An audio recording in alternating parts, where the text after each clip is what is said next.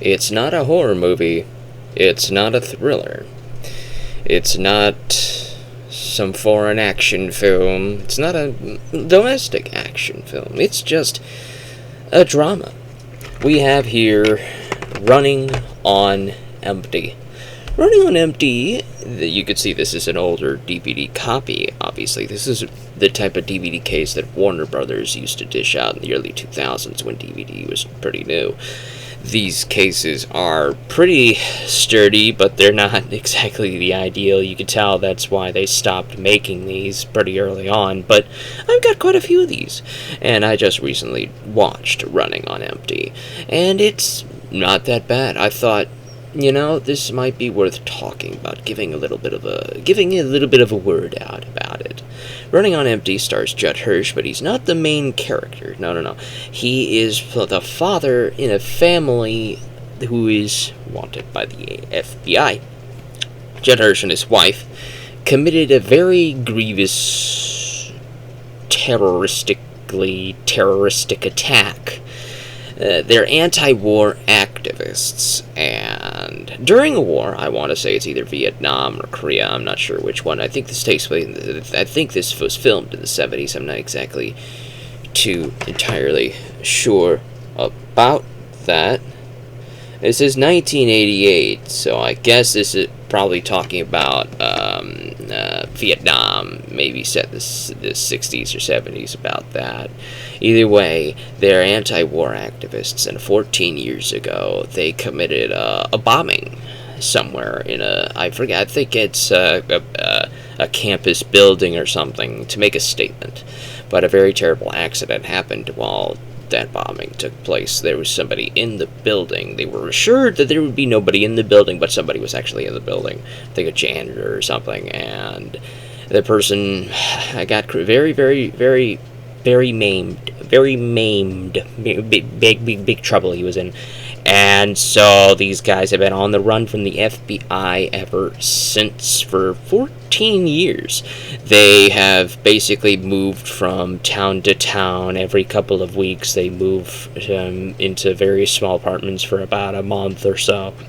And then when they figure out or feel that things are getting a little bit too hot where they are, they move somewhere else. And their eldest son, who was played by River Phoenix, who tragically lost his life pretty early in his life, very, very early, I think in the 90s or something. He plays the eldest son. He plays 17 years old. He's in his final semester in high school before he goes off to college. And so he's at a coming-of-age stage in his life where he has to make a choice. Does he stick with his family and keep on the run forever, or does he take charge and take hold of his freedom? And he decides that he wants to make something of his life, because if he stays on the run with his family the way Judd Hirsch wants, he basically sacrifices his freedom and what he wants in life simply because of the actions of his parents. His parents are the ones who committed this act. He is not actually a fugitive. He is the child of a fugitive. He technically did nothing wrong. Now, while the FBI would be monitoring him and watching him if he ever came out into the open in public, he would be a free citizen. He'd just be watched in case the parents ever tried to contact him. So the film basically is centered around River Phoenix's character and the difficult choices he has to make at this coming-of-age stage in his life. Does he decide to go to college because he's a very good pianist? He is very talented. He is very talented at piano, and his music teacher in his final semester at high school knows he has talent, and his music teacher's daughter is his girlfriend, and they fall in love pretty quickly. It was a really, really strong attraction. I could feel the chemistry between the two characters. They're very good. They're acted very well, and everybody in the film, with the possible exception of maybe the younger brother in the family, is very powerful in the acting. The younger brother doesn't really have a big role. He's just there to be a younger brother. I'm not exactly sure why he's even there, outside of just to say that he was born into this life, so he knows nothing differently. River Phoenix's character is over the age of 14, so he remembers, well, he doesn't exactly remember because he was like 3 or 4 at the time, but he was born before his parents were fugitives, so he might have vague early childhood memories of not being on the run, but he's been on the run most of his life, over half of his life, and he wants to stop running. He wants to make something of himself. He wants to go somewhere in life. He wants to go in there, get a free ride in college. He was accepted into this music school, and his mother finally decides she's going to contact her father. She's going to ask her father to take her son in so that he can go to college, that he can have a life for himself. And her father accepts this conditions, and he says he'll take the boy, and so River Phoenix will have a future. He will be able to have a life. He'll be able to get with his girl. He'll be able to get his future, but at the cost of probably never being able to see his parents ever again. There is no real strong aftermath scene in this film. The very final scene is Judd Hirsch realizing that he needs to go on the run again, and he calls his family over to get to the pickup truck so that they could drive off to the next state over to keep on the run from the FBI. And when River Phoenix puts his bike in the back of the truck, Judd Hirsch says, "Leave the bike."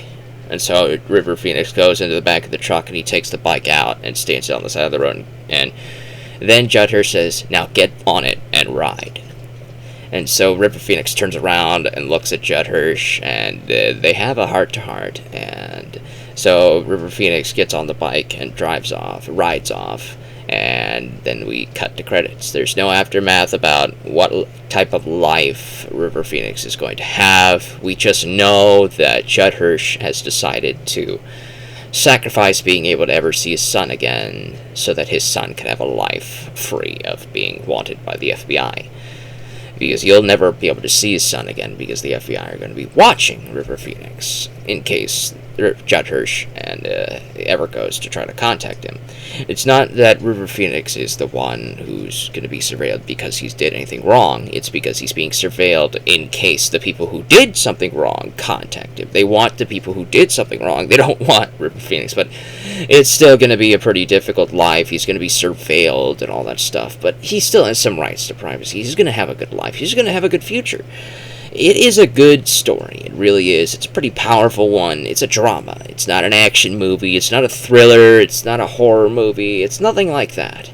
And I don't see too many films like this get talked about lately. We see some of them. Some dramas do have very powerful stories, and they do get talked about. There's a movie called A Marriage Story with Adam Driver and I forget the girl's name. She plays Black Widow. I forget her name. Scarlett Johansson. There it is. That's it. Those two play a married couple. That Marriage Story is a pretty good drama. It's a very powerful one, and there's this scene in it that keeps getting memed around. That was a pretty good one. Another drama would probably be Joaquin Phoenix in Her, which is about a man who has an attraction to an AI. I may talk about that film if I haven't already. But either way, dramas do have powerful stories. One of my favorite films of all time is a drama. It's called Good Will Hunting, and I may have to make a video about that one if I haven't already. Either way, dramas are good. Running on Empty is pretty good, but you have to realize this isn't an action movie. This is going to be a film you're going to have to watch, to listen to, and pay attention, and probably relate or try to relate to the dramas and the troubles and the stuff going on with the people. And you're going to need to have some empathy here. You're going to need to have to feel for the characters, and especially River Phoenix's character, who did not commit the acts his parents did, but he still loves his parents. His parents still love him, and they want to keep the family together, and they're not going to come clean. Obviously, Judd Hirsch is, and the mother was tempted to do so, but she didn't want to get anybody else in trouble for that. But at least she arranged to have River Phoenix be able to escape this life. It's a good story. It really is. I'd recommend it.